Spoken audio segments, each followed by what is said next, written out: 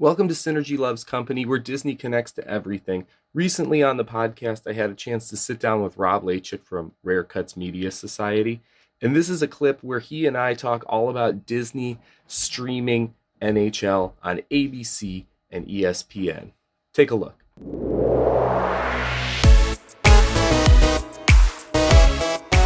We got to talk about one last thing. So we talked about the parks, we talked about the movies, and there was a lot of things where the Disney company could make connections and synergize and put things together.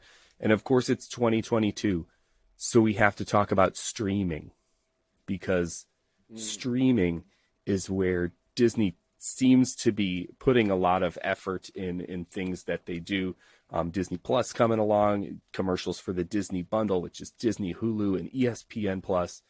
And it all kind of starts with BAM Tech. So BAM Tech was this company that was created by the MLB, created with the MLB, and then NHL got involved to stream, like as a streaming platform app kind of thing with,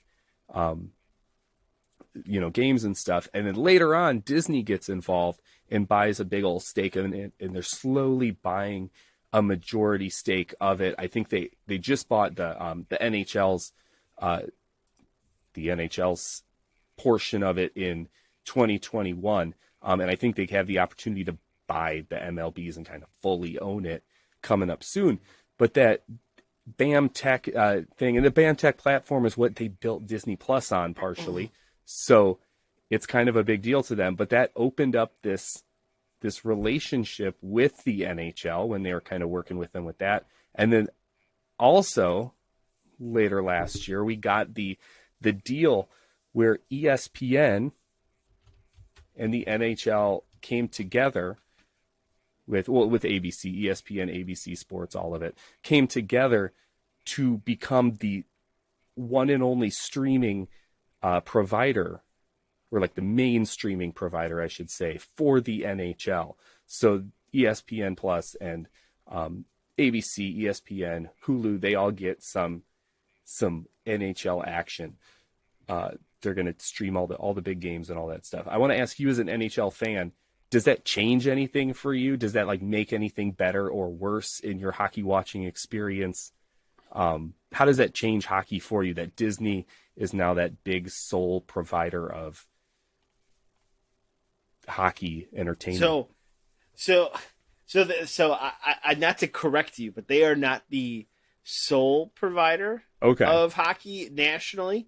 So this year last year was the end of the NHL's deal with having all of their national games and weekend Sunday, the last number of years they had the Sunday afternoon game on NBC and then NBC Sports Network too.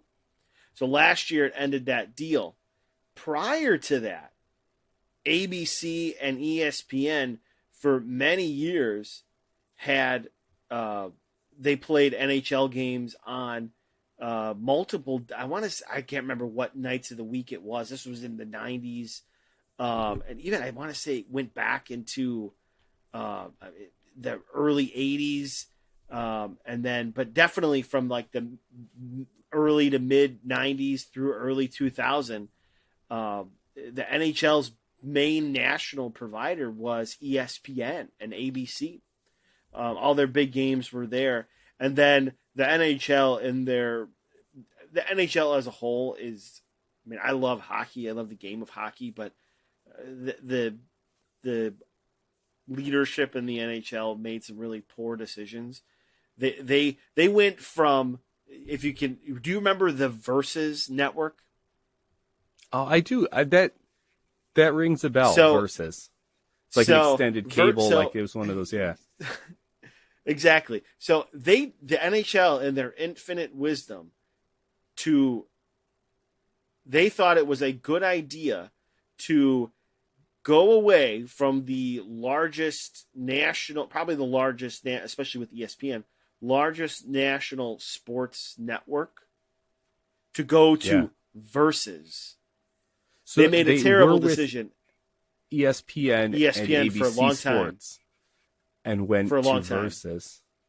Gotcha. So it was a very poor decision. Now, Versus ended up being on a lot of like basic cable, but the big thing that really hurt them was, I mean, at that time in the 90s and early 2000s, I mean, if you watched sports, you were watching Sports Center at night, right?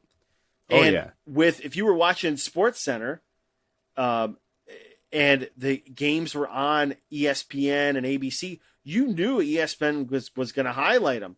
But when they went to NBC and the Versus Network, they didn't have a big push to desire to really kind of escalate them. So they kind of lost some of their mainstream sports push from Sports Center and shows like that on ESPN. So that really hurt them in the long run. I mean, this year, what you mentioned, they're back on ESPN and they're also on TNT. So I think ESPN is like the main national outlet in ABC. I think, well, I don't know. They might all be on ESPN. I don't even know if it's on ABC. Okay. Maybe some of the playoff games they'll probably have on I think ABC, I read somewhere where it was like such. the finals. Yeah, it would be on ABC. But so 2 nights a week, and I think some Fridays, they have the games on ESPN.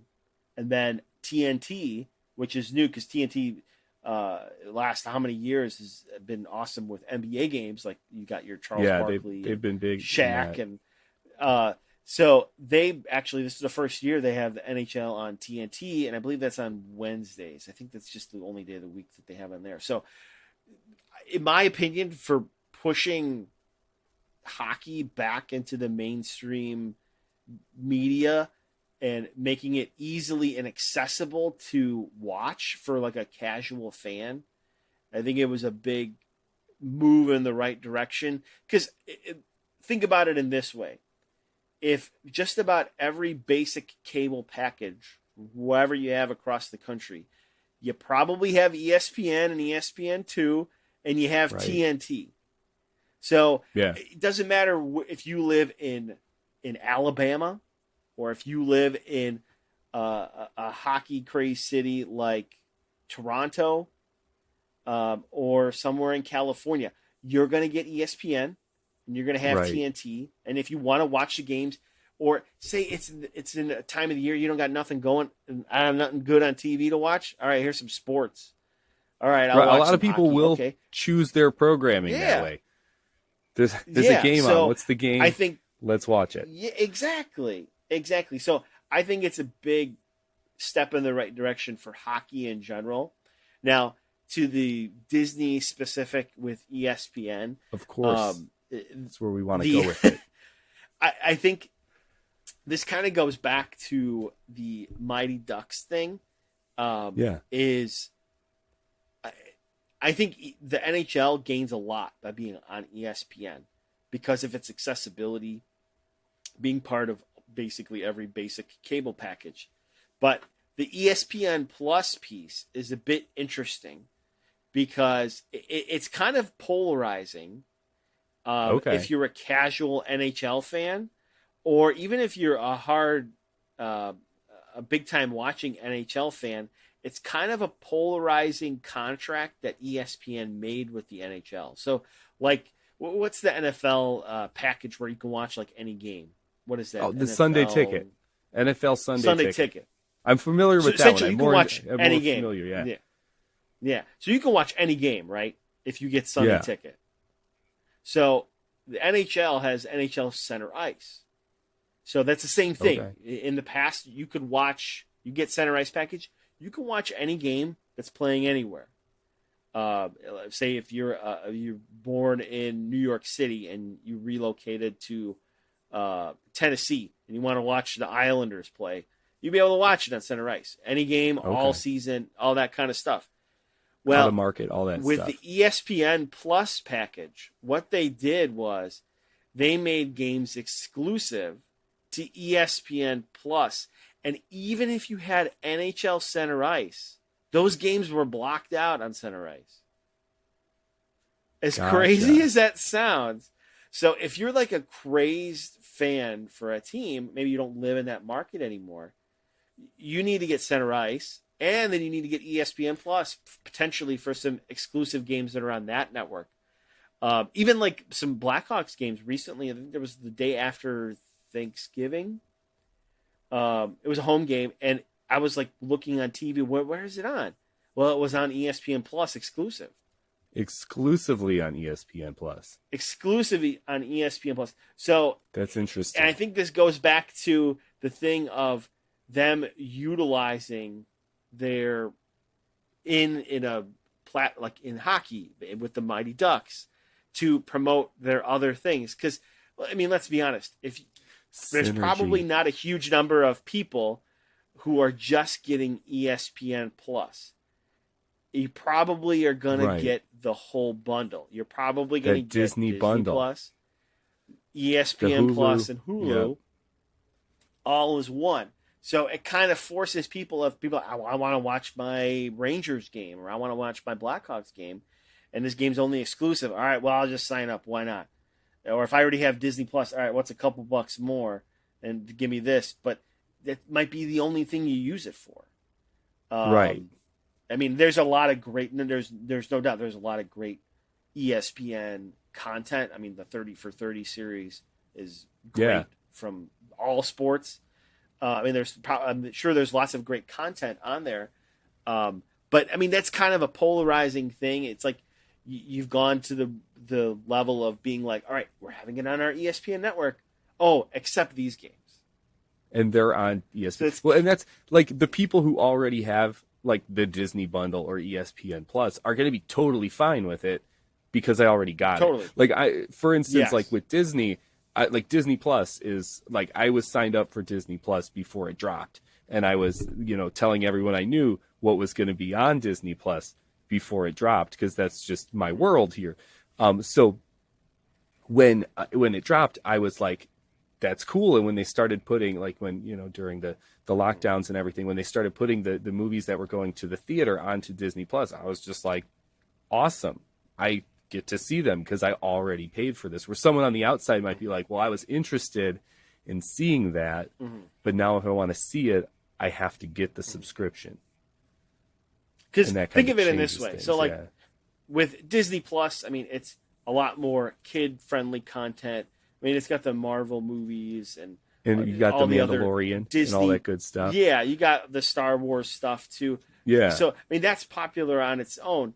But like, think if you're someone who doesn't really care for movies, but you're a big sports guy, right?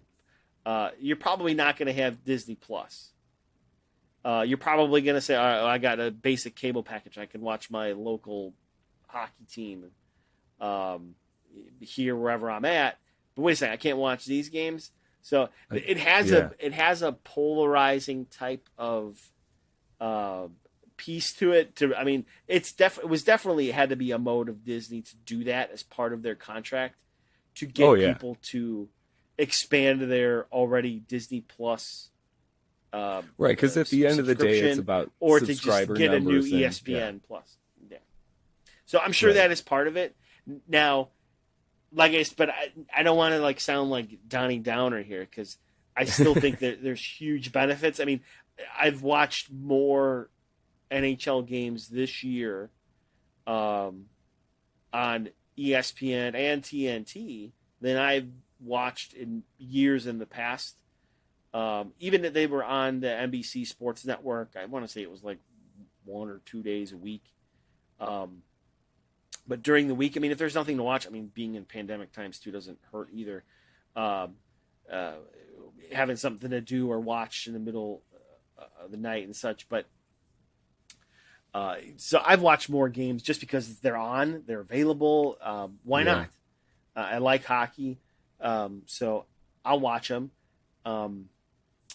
But I think it's a big step forward getting it back on major cable networks and networks that are obviously ESPN, big into sports. They're very successful, about obviously. The biggest. Yeah. And then, truthfully. And then even TNT. I mean, undeniably, TNT is probably most people who watch TNT are watching basketball on TNT.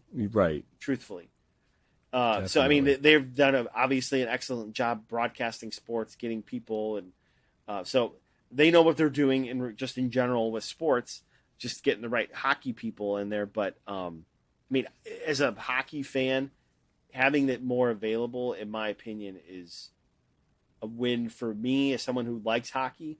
But even just for NHL in general, I mean, getting it available on those types of channels and making it more accessible, you're going to have an average sports fan who maybe it's a Wednesday night, I'm not doing nothing, and I'm flipping through the channels, there's nothing good on, and you come across TNT, or if it's Thursday night, ESPN.